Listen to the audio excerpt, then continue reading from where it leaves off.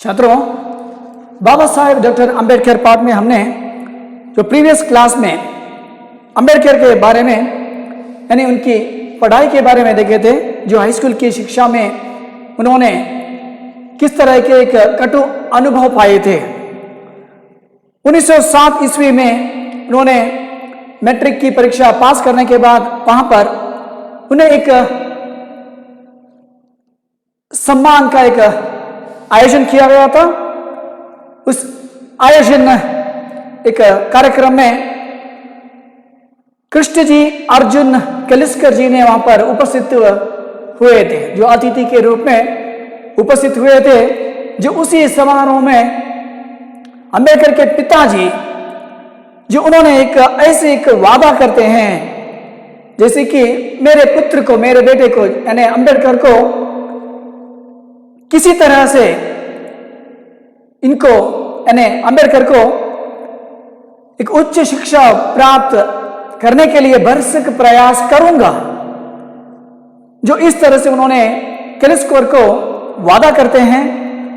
मगर यहां पर जो ऐसी एक आर्थिक संकट स्थिति थी उन्हें, उनके पिता को, इसलिए उन्होंने अधिक पढ़ाई के लिए उन्हें जो ऐसे एक प्रयास कर रहे थे ये तो उन्हें उपलब्धि नहीं हो सकी।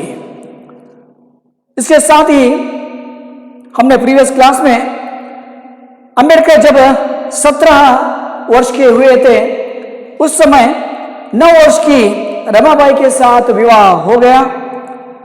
और उसके बाद वे बंबई जाते हैं। बंबई में जाकर वे एल्फिंस्टन कॉलेज में दाखिल हो गए, जो उस समय एक पढ़ाई के लिए जो दूसरे एक ऐसे के शहर में जाकर पढ़ाई करना बहुत मुश्किल था। और उनके पिता के जो आर्थिक संकट स्थिति देखकर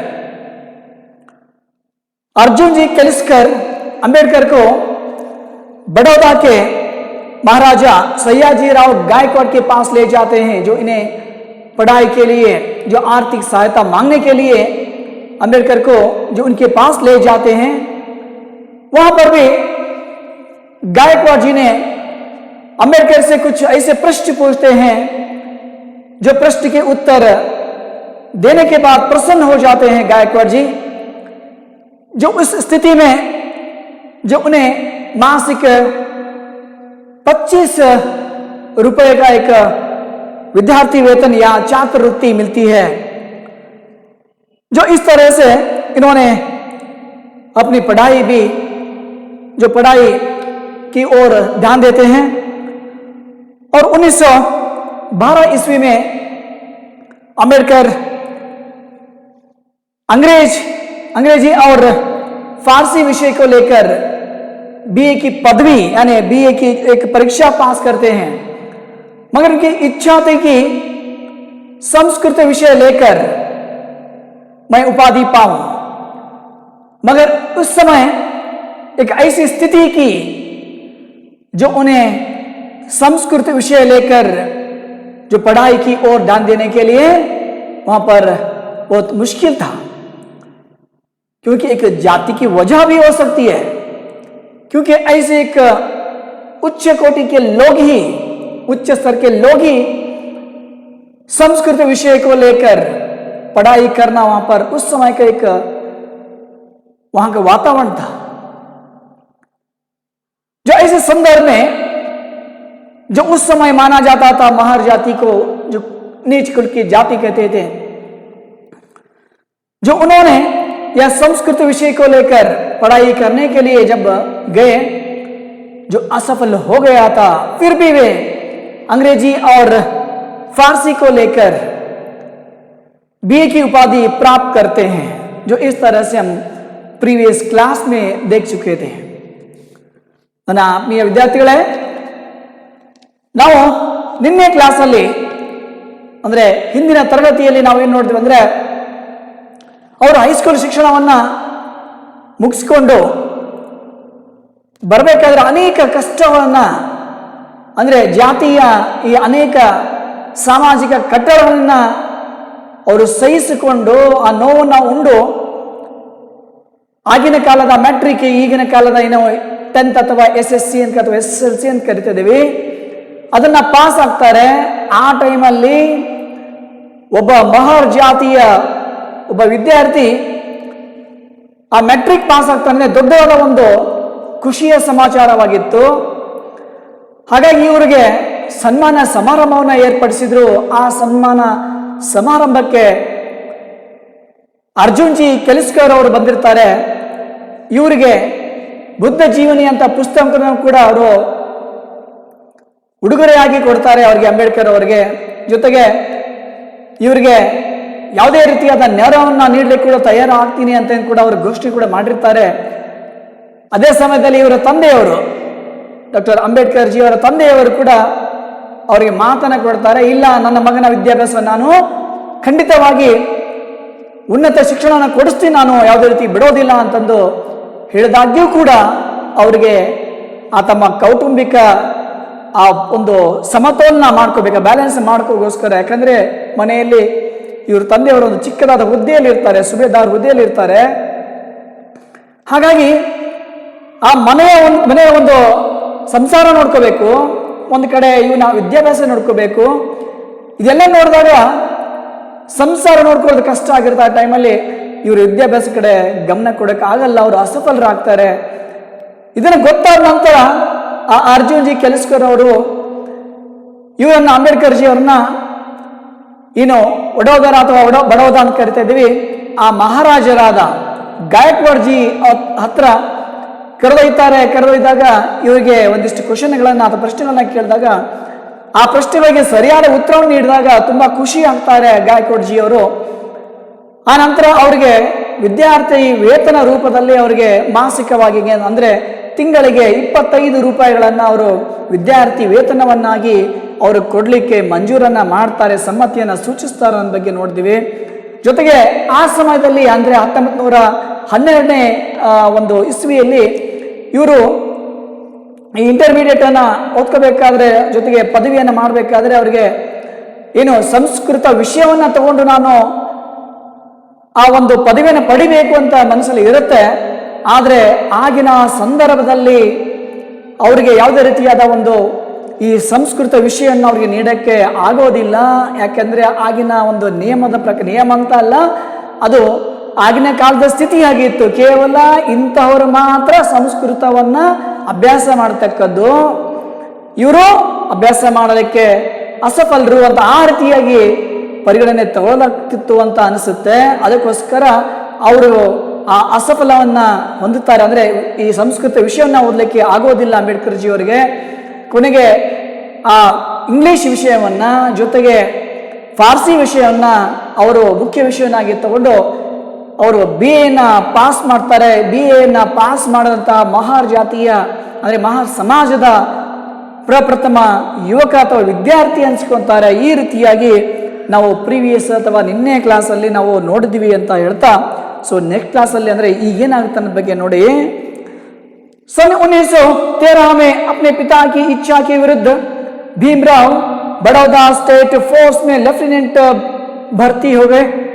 भीमराव की भर्ती के करीब 15 दिन बाद 2 फरवरी 1913 को उनके पिता रामजी सुबेदार की मृत्यु हो गई. देखिए छात्रों, 1913 में जो अपने पिता की इच्छा के विरुद्ध हुए भीमराव बड़ौदा के एक स्टेट फोर्स में लेफ्टिनेंट के रूप में जो भर्ती हो जाते हैं. भीमराव के वहां पर भर्ती होने के 15 दिन होने के बाद यानी 2 फरवरी 1913 को उनके पिता का यानी सुबेदार जी का मृत्यु हो जाती है. ವಿದ್ಯಾರ್ಥಿಗಳೇ, ಇಲ್ಲಿ ಅಂಬೇಡ್ಕರ್ ಜಿ ಅವರು 1913ರಲ್ಲಿ ಏನು 1912ರಲ್ಲಿ ಅವರು ಪದವಿಯನ್ನು ಪಡೆಯುತ್ತಾರೆ. 1913ರಲ್ಲಿ ಅವರು ಅನಿವಾರ್ಯ ಕಾರಣದಿಂದ ಅವ್ರೇನ್ ಮಾಡ್ತಾರೆ, ಕೆಲಸಕ್ಕೆ ಸೇರ್ಕೊಳ್ಬೇಕು ಅಂತ ಉದ್ದೇಶನ ಹೊಂದಿ ಈ ಒಂದು ಅದೇ ಈ ಮಹಾರಾಜರ ಒಂದು ಏನು ಸೈನಿಕ ಒಂದು ದಳ ಇರುತ್ತೆ, ಅದರಲ್ಲಿ ಬಂದು ಭರ್ತಿ ಆಗ್ತಾರೆ. ಅದು ಲೆಫ್ಟಿನೆಂಟ್ ರೂಪದಲ್ಲಿ ಆ ಒಂದು ಹುದ್ದೆಗೆ ಇವರು 1913ರಲ್ಲಿ ಭರ್ತಿ ಆಗ್ತಾರೆ. ಇವರು ಆ ಸೇವೆಗೆ ಜಾಯಿನ್ ಆಗಿ ಆಯ್ಕೆಯಾಗಿ ಅವರೇನು ಹೋಗಿರ್ತಾರೆ. ಅಲ್ಲಿಂದ ಕೇವಲ 15 ದಿನಗಳಲ್ಲಿಯೇ ಅಂದರೆ ಫೆಬ್ರವರಿ 2, 1913ರಲ್ಲಿ ಇವರ ತಂದೆಯ ಒಂದು ಸ್ವರ್ಗವಾಸ ಕೂಡ ಆಗುತ್ತೆ ಅನ್ನೋದ್ರ ಬಗ್ಗೆ ಇಲ್ಲಿ ಕಂಡು ಬರ್ತಾ ಇದೆ. ಸೊ ಈ ರೀತಿಯಾಗಿ ಆ ಅಂಬೇಡ್ಕರ್ ಜಿ ಅವರಿಗೆ ಒಂದರ ನಂತರ ಒಂದು ಆ ಕಷ್ಟಗಳ ಒಂದು ಸಂಕೋಲೆ ಹಿಂದಿಂದೆ ಬರ್ತಾ ಇರುತ್ತೆ. भीमराव पर परिवार के दायित्व का भार बढ़ गया, मगर उनके मन में और भी ऊंची शिक्षा का पाने की ललक बनी हुई थी. देखिए, भीमराव पर परिवार के दायित्व का एक भार भी बढ़ गया, जो उनके पिता के निधन होने के बाद.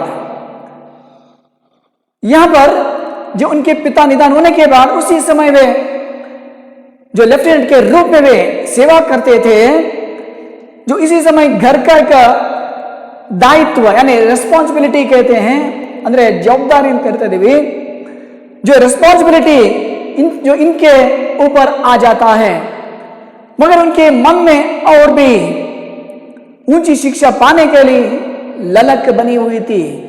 फिर भी देखिए यहां पर सेवा कर रहे हैं लेफ्टिनेंट के रूप में, फिर भी मन के एक कोने में जो ऊंची शिक्षा यानी उच्च शिक्षा पाने के जो आज भी अभी भी वहां उन्हें ऐसी एक ललक बनी हुई थी.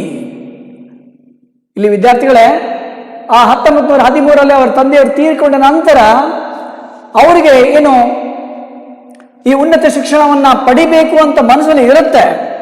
ಒಂದು ಕಡೆ ನೋಡಿದ್ರೆ ಆ ಪರಿವಾರ ಅಂದ್ರೆ ಕುಟುಂಬವನ್ನ ನೋಡಬೇಕು.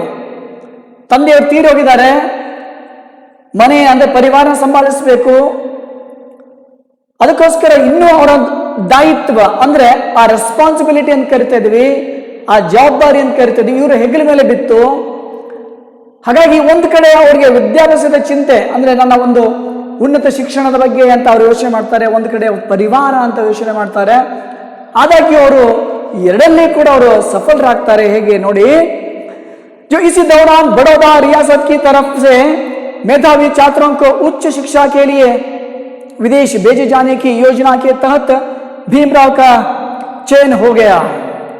जो इसी दौरान बड़ौदा से रियासत के तरफ से मेधावी छात्रों के, देखिए मेधावी छात्रों को उच्च शिक्षा पाने के लिए या दिलाने के लिए विदेश भेजा जाता था. उस समय जो भीमराव का भी चयन हो गया.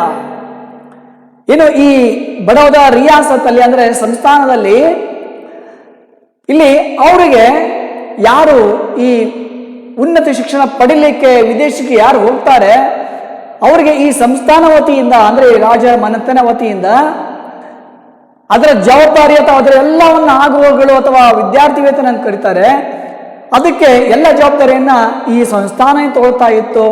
ಅದರಲ್ಲಿ ಇವರು ಕೂಡ ಆಯ್ಕೆಯಾದರು ಅಂದ್ರೆ ವಿದೇಶಕ್ಕೆ ಹೋಗಿ ಶಿಕ್ಷಣ ಪಡೆಯುವ ಒಂದು ಏನು ವ್ಯವಸ್ಥೆ ಇತ್ತು ಆ ಸಮಯದಲ್ಲಿ ಇವರು ಅದರಲ್ಲಿ ಆಯ್ಕೆ ಆಗ್ತಾರೆ ಒಂದು टीम ಅಲ್ಲಿ. अमेरिका में शिक्षा प्राप्त करने के बदले में भीमराव को एक शपथ पत्र पर हस्ताक्षर करने पड़े, जिसके अनुसार शिक्षा प्राप्त करके बड़ौदा रियासत में सेवा करनी थी. देखिए छात्रों, अमेरिका में शिक्षा प्राप्त करने के बदले में भीमराव को एक शपथ पत्र पर हस्ताक्षर करने पड़े. देखिए छात्रों, यहां पर जो ऐसी कंडीशन थी, यहां पर पढ़ाई की जो व्यवस्था कर रहे थे उससे पहले वे एक शपथ पत्र यानी कंडीशन लेटर कहते हैं, जो ऐसी शपथ पत्र पर हस्ताक्षर करना पड़ा, क्योंकि यहां पर पढ़ाई के लिए भेज रहे हैं. वहां पर पढ़ाई करने के बाद फिर वापस आकर यहीं पर इसी एक संस्थान में जो इसी एक रियासत में आकर सेवा करना पड़ता है.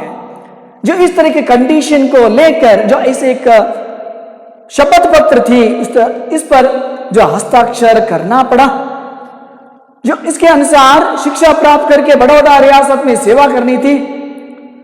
जुलाई 1913 के अंत में भीमराव अंबेडकर न्यूयॉर्क में जाकर कोलंबिया विश्वविद्यालय में दाखिल हो गए. उस समय एक अछूत युवक का विदेश में जाकर शिक्षा पाना कल्पना से परे की बात थी। देखिए छात्रों, जो इस तरह के एक शपथ पत्र पर, जो ऐसे कंडीशन लेटर पर जो हस्ताक्षर करना पड़ा, क्यों? क्योंकि वहां पर पढ़ाई करने के बाद वापस आकर यहां पर ಸೇವಾ करनी थी। ನೋಡಿ ಮಕ್ಕಳೇ, ಇಲ್ಲಿ ಅವರು ವಿದೇಶಕ್ಕೆ ಕಳಿಸೋ ಒಂದು ಏನೊಂದು ಯೋಜನೆ ಅಥವಾ ವ್ಯವಸ್ಥೆ ಇತ್ತು, ಅದರಲ್ಲಿ ಒಂದು ಕಂಡೀಷನ್ ಕೂಡ ಇತ್ತು. ಆ ನಿಯಮ ಏನಂದ್ರೆ, ವಿದೇಶಕ್ಕೆ ಹೋಗುವ ವಿದ್ಯಾರ್ಥಿಗಳಿಗೆ, ಅಲ್ಲಿ ಹೋಗಿ ಅಧ್ಯಯನ ಮಾಡುವ ವಿದ್ಯಾರ್ಥಿಗಳಿಗೆ ಆ ನಿಯಮ ಏನಂದ್ರೆ, ವಿದ್ಯಾಭ್ಯಾಸ ಮುಗಿದ ನಂತರ ಇಲ್ಲಿಯೇ ಬಂದು ಅವರು ಕೆಲಸವನ್ನ ಮಾಡಬೇಕು, ಸೇವೆಯನ್ನು ಮಾಡಬೇಕು ಅನ್ನೋದೊಂದು ನಿಯಮ ಇತ್ತು. ಹಾಗಾಗಿ ಇವರು ಕೂಡ ಅನಿವಾರ್ಯ ರೂಪದಲ್ಲಿ ಅದಕ್ಕೆ ಸಹಿಯನ್ನ ಮಾಡಿ 1913 ಜುಲೈ ತಿಂಗಳಕ್ಕೆ ಭೀಮರಾವ್ಜಿ ಅವರು, ಅಂಬೇಡ್ಕರ್ ಅವರು ಏನ್ ಮಾಡ್ತಾರೆ, ಅಮೆರಿಕದ ಒಂದು ನ್ಯೂಯಾರ್ಕ್ ಸಿಟಿಗೆ ಹೋಗ್ತಾರೆ. ಅಲ್ಲಿ ಕೊಲಂಬಿಯಾ ವಿಶ್ವವಿದ್ಯಾಲಯದಲ್ಲಿ ಹೋಗಿ ಅಡ್ಮಿಷನ್ ತಗೊಳ್ತಾರೆ. ಆ ಸಮಯದಲ್ಲಿ ಒಬ್ಬ ಅಚ್ಯುತ ಯುವಕ, ಅಂದ್ರೆ ಒಬ್ಬ ಅಸ್ಪೃಶ್ಯ ಯುವಕ ವಿದೇಶಕ್ಕೆ ಹೋಗಿ ಶಿಕ್ಷಣವನ್ನ ಪಡೆಯೋದಂದ್ರೆ ಅಷ್ಟು ಕಲ್ಪನಾತೀತವಾಗಿತ್ತು ಆ ಸಮಯದಲ್ಲಿ.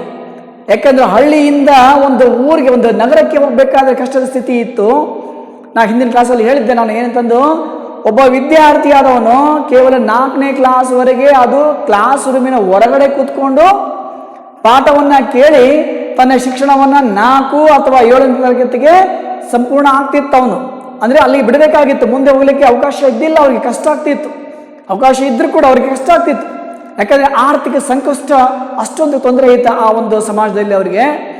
ಹಾಗಾಗಿ ಅವ್ರು ಏನ್ ಮಾಡ್ತಾರೆ ಅಂದ್ರೆ, ಈ ರಿಯಾಸತ್ ಅಂದ್ರೆ ಏನು ಬಡೌದಾ ರಿಯಾಸತ್ಗೆ ಬಂದು ಅವರಲ್ಲಿ ರಿಕ್ವೆಸ್ಟ್ ಮಾಡಿಕೊಂಡು ಅವರಿಂದ ವಿದ್ಯಾರ್ಥಿವೇತನ ಪಡ್ಕೊಂಡು ಕೊನೆಗೆ ಅವರು BA ಪಾಸ್ ಮಾಡಿ ನಂತರ ಅಲ್ಲಿಯೇ ಸೇವೆ ಮಾಡಬೇಕಾದ್ರೆ ಗೊತ್ತಾಗಿ ಅವರು ಇಲ್ಲಿಂದ ಆ ವಿದೇಶಕ್ಕೆ ಹೋಗಿ ಅಧ್ಯಯನ ಮಾಡೋ ಒಂದು ಗುಂಪಿನಲ್ಲಿ ತಾವು ಕೂಡ ಆಯ್ಕೆಯಾಗಿ ಮುಂದೆ ಅಮೆರಿಕಕ್ಕೆ ಹೋಗಿ ಆ ನ್ಯೂಯಾರ್ಕ್ ಸಿಟಿಯಲ್ಲಿ ಹೋಗಿ ಕೊಲಂಬಿಯಾದ ಒಂದು ವಿಶ್ವವಿದ್ಯಾಲಯದಲ್ಲಿ ಹೋಗಿ ಅವರು ಈ ಒಂದು ಪದವಿಯನ್ನು ಪಡಿತಾ ಇದ್ದಾರೆ. ಈ ಒಂದು ದೊಡ್ಡದಾದ ಒಂದು ವಿಶ್ವವಿದ್ಯಾಲಯಕ್ಕೆ ಹೋಗಿ ಅಭ್ಯಾಸವನ್ನು ಮಾಡ್ತಾರಂದ್ರೆ, ಇದು ಒಬ್ಬ ಅಚ್ಯುತ ಯುವಕನಿಗೆ, ಒಬ್ಬ ಅಸ್ಪೃಶ್ಯ ಯುವಕನಿಗೆ ಅದು ಕಲ್ಪನಾತೀತವಾಗಿತ್ತು ಆ ಸಮಯದಲ್ಲಿ. ಹಾಗಾಗಿ ಒಬ್ಬ ಯಶಸ್ವಿ ವಿದ್ಯಾರ್ಥಿಯಾಗಿ ವಿದೇಶಕ್ಕೆ ಹೋಗಿ ಅಧ್ಯಯನ ಮಾಡಲಿಕ್ಕೆ ಶುರು ಮಾಡ್ತಾರೆ ಆ ಸಮಯದಲ್ಲಿ. अमेरिका में जाकर भीमराव अंबेडकर को स्वतंत्र एवं खुला माहौल मिला, जहां किसी भी प्रकार का जातीय बंधन नहीं था और न ही जाति आधारित भेदभाव। देखिए छात्रों, अमेरिका में जाकर भीमराव अंबेडकर को स्वतंत्र एवं खुला माहौल मिला। देखिए, अमेरिका जाने के बाद जो ऐसे वातावरण, जो खुला माहौल यानी वातावरण मिला कि वहां कोई जो भारत के जैसी कोई जाति व्यवस्था नहीं थी उस समय, आज भी नहीं है। देखिए, जो यहां पर से बेहतर था, जो यहां पर जो जाति की जो व्यवस्था थी इससे तंग हो चुके थे अंबेडकर, मगर विदेश जाकर, जो अमेरिका में जाकर पढ़ते समय जो उन्हें एक खुला माहौल मिला था, ಅವರು ಭಾರತದಲ್ಲಿ ಇದ್ದಾಗ ತುಂಬಾ ಕಷ್ಟ ಆಗಿತ್ತು. ಯಾವುದೋ ಒಂದು ಕ್ಲಾಸ್ ರೂಮಲ್ಲಿ ಹೋದ್ರೆ ಕೂಡ ಬೇರೆ ಒಂದು ಸವರ್ಣೀಯರು ಇವನ್ನ ನೋಡೋ ದೃಷ್ಟಿಕೋನ ಬೇರೆ ಆಗಿತ್ತು. ಆದ್ರೆ ವಿದೇಶಕ್ಕೆ ಹೋದಾಗ ಅಲ್ಲಿ ಏನಾಗಿತ್ತಂದ್ರೆ, ಯಾವುದೇ ರೀತಿಯಾದ ಜಾತಿ ನಿಂದನೆ ಇದ್ದಿಲ್ಲ, ಜಾತಿಯ ಒಂದು ಸಮಸ್ಯೆಗಳಿದ್ದಿಲ್ಲ. ಅವರಿಗೆ ಒಂದು ಓಪನ್ ಮೈಂಡೆಡ್ ಅಂತ ಕರಿತೀವಿ, ಅಂದ್ರೆ ಖುಲಾ ಮಾಹೌಲ್ ಅಂದ್ರೆ ಒಂದು ಅಷ್ಟೊಂದು ವಾತಾವರಣ ಇತ್ತು. ಎಂತ ವಾತಾವರಣ ಅಂದ್ರೆ ಯಾವುದೇ ರೀತಿಯ ಜಾತಿಯ ವಾತಾವರಣ ನಿಬಂಧನೆಗಳು ಇದ್ದಿಲ್ಲ ಅಲ್ಲಿ. ಹಾಗಾಗಿ ಅಂತ ವಾತಾವರಣಕ್ಕೆ ಹೋಗಿ ತುಂಬಾ ಖುಷಿಯಾಗಿ ತಮ್ಮ ವಿದ್ಯಾಭ್ಯಾಸವನ್ನು ಮುಂದುವರಿಸ್ತಾರೆ ಅಲ್ಲಿ.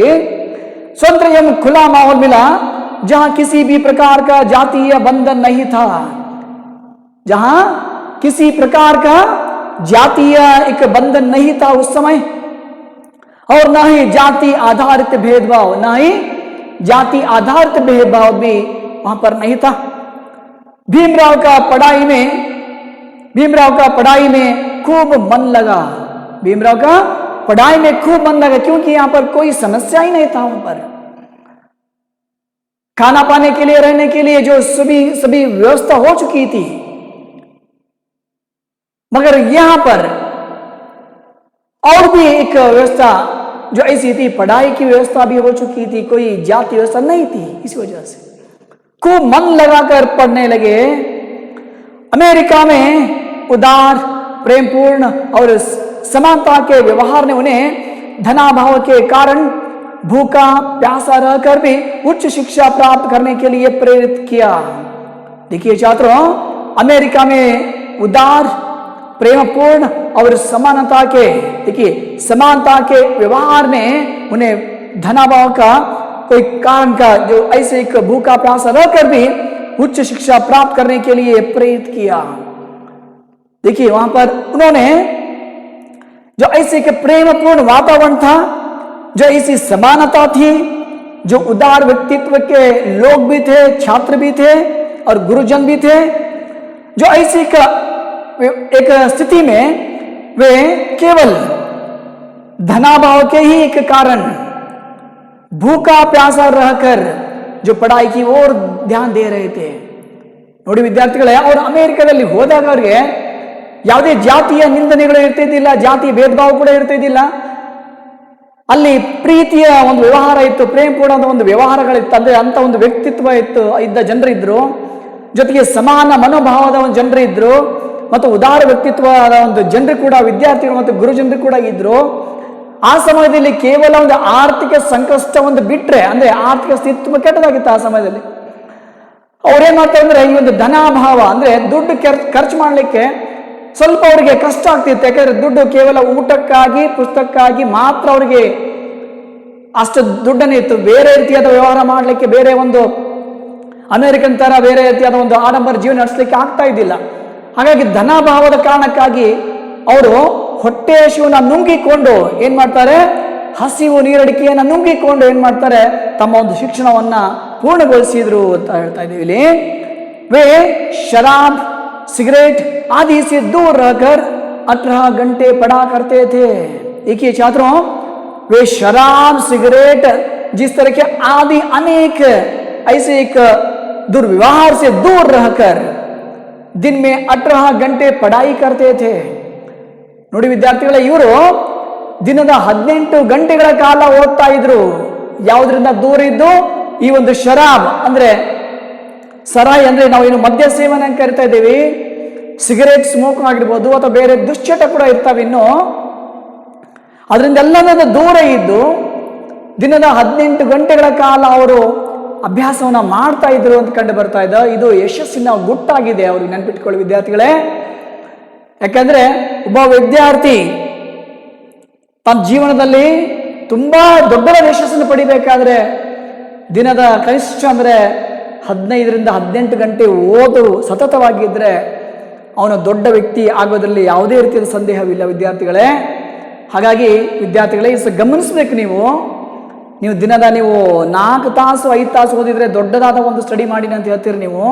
ಆದರೆ ಅಂಬೇಡ್ಕರ್ ಜಿ ಅವರು ದಿನದ 18 ತಾಸು ಅವರು ಓದ್ತಾ ಇದ್ರು ಅಂತ ಕಂಡು ಬರ್ತಾ ಇದೆ.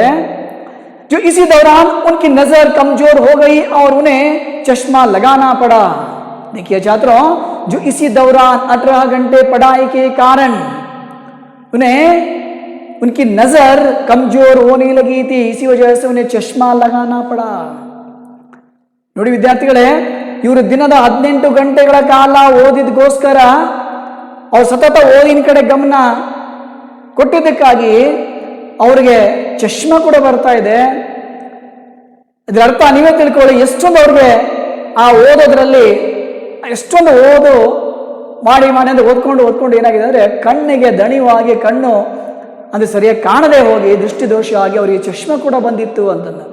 ಅದಕ್ಕೆ ಸರ್ ನಾವು ಕೂಡ 18 ತಾಸು ಓದೋದಿಲ್ಲ ಅಂತ ನೀವು ಹೇಳಬೇಡಿ ವಿದ್ಯಾರ್ಥಿಗಳೇ. ನಾ ಹೇಳ್ತಾ ಇರೋದು ಅದು ಆ ಕಾಲವಾಗಿತ್ತು. ಈಗ ಆ ರೀತಿಯಾದ ಒಂದು ಸನ್ನಿವೇಶ ಇಲ್ಲ. ಈಗ ಒಂದು ಏನೋ ಈ ಚಶ್ಮಾ ಬರದೇ ಕೂಡ ನಾವು ಯಾವ ರೀತಿಯಾದ ಲೈಟಿನ ಬೆಳಕಿನಲ್ಲಿ ಓದ್ತಾ ಇದ್ವಿ. ಆಗಿನ ಕಾಲದಲ್ಲಿ ಲೈಟಿನ ಬೆಳಕೆ ಬೇರೆ ಆಗಿತ್ತು, ಈಗಿನ ಕೆಲವೊಂದು ಲೈಟಿನ ಬೆಳಕಿನೇ ಬೇರೆ ಆಗಿದೆ.